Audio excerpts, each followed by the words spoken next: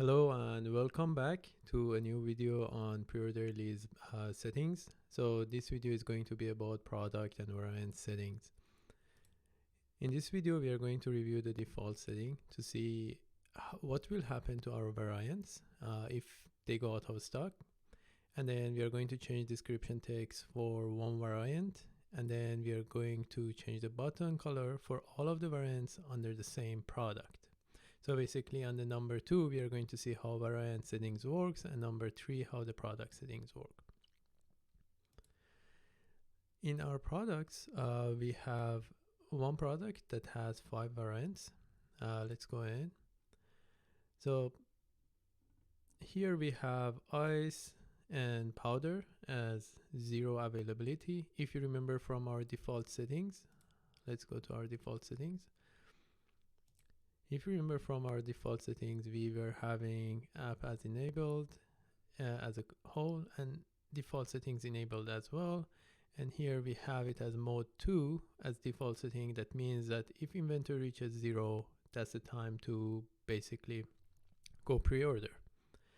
So that's what's going to happen. Let's go back again to our variants. So we expect that ice and powder as variant going to be on pre-order. So here we have powder as pre-order. So let's go to ice. We have it in pre-order. Let's go to down. No pre-order because we have inventory, electric the same, sunset the same.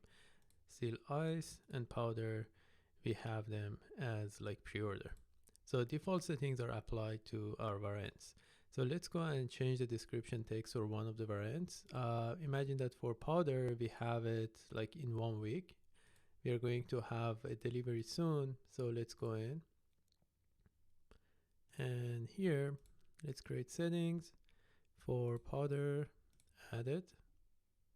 And here we are going to change it in 1 week. Let's save it. Okay, it's here.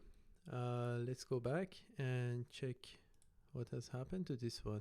Okay, you can see it's going to be coming like 1 week. Okay, next item. So we have done this one, changing description text for one variant. And now let's go in and change the button color for all of the variants under product. For that one, we need to change the product level setting. You can see here, there is no product level settings. Select and add settings here. You can just select like this, edit the product settings, and then here you copy, and basically we are going to put a link of an article in here to change the product level like settings.